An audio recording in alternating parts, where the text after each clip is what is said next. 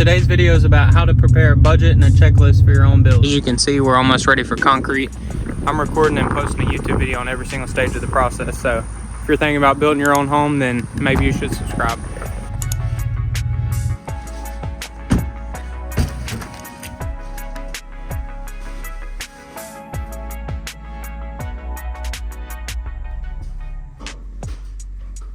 Now, if you hired a builder for your build, then this video may not be for you. But if you're considering being the home builder or general contractor for your own build, then this video will help you tremendously on budgeting for your own build. Obviously, one of the most critical planning and preparation parts of the building process is to create a budget so you can know how much money you're gonna have to spend to build the house.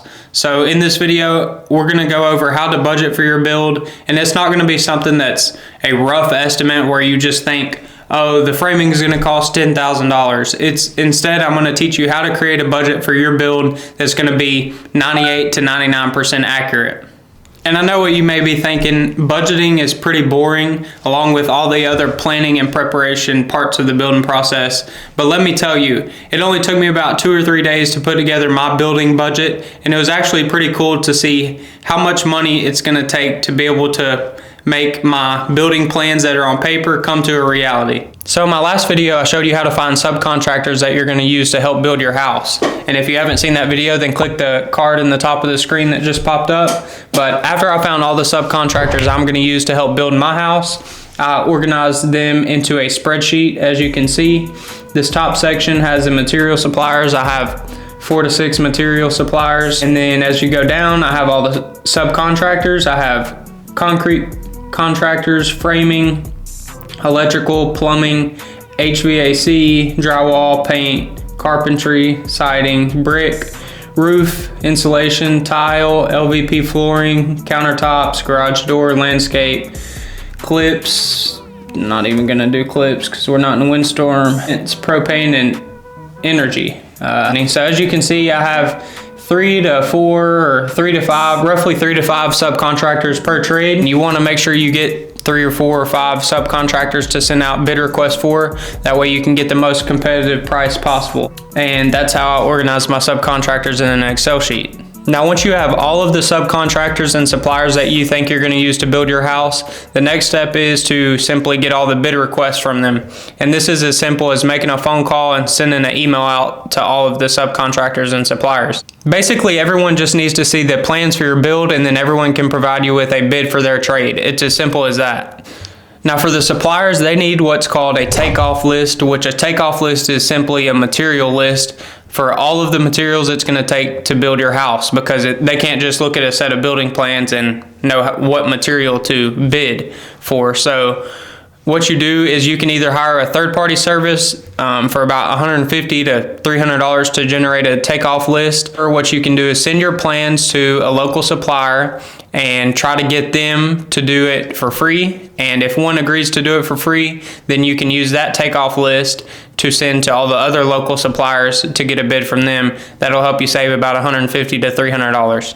After a day or so, everyone's bids will come flowing in, and all you have to do is organize them so you can compare them side by side and decide who you're going to award the jobs to. Then you can take all those prices and put them into a full build budget so you can know how much your build is going to cost. So once you get all your bids back, what I did is I would jot them down over here in the subcontractor page.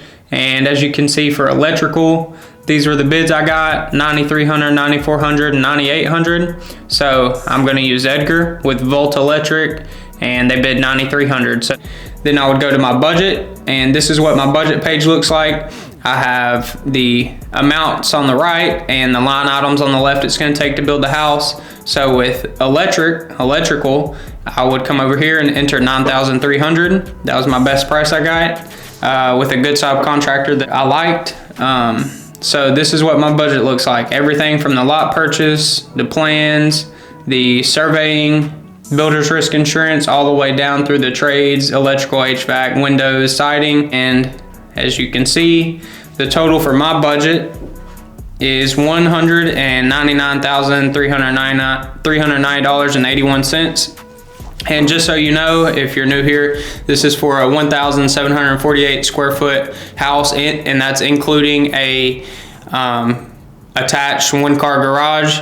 So it only has 1,450 square foot of living conditioned area. So if you do the math, you know, if you're thinking about building a house and you're in the Houston area and thinking about building it yourself, my budgeted cost for price per square foot, including my lot cost, was about $115 a square foot, but excluding my lot cost is about $100 a square foot. So in the end, hopefully everything stays true to this budget and I will have built the house for $100 a square foot, which I think is pretty good.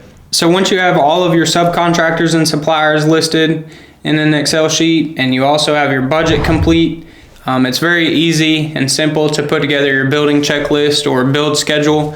This is what my build schedule looks like. So I have the activities here in the middle, and then I have the start date, how many days it's going to take to complete, and the end date. Right now it's February 5th, and I'm hoping to complete this build by March 31st. So this is what my schedule looks like. You can pause the video if you'd like and look through it more in depth, but essentially this is the planning and preparation stage. This is the foundation stage. This is more so of the frame and heavy construction stage. And then the last stages are the finish stages where, you know, we're putting in the finished plumbing, the finished lights, the countertops, flooring, stuff like that. So this is what my building checklist or building schedule looks like.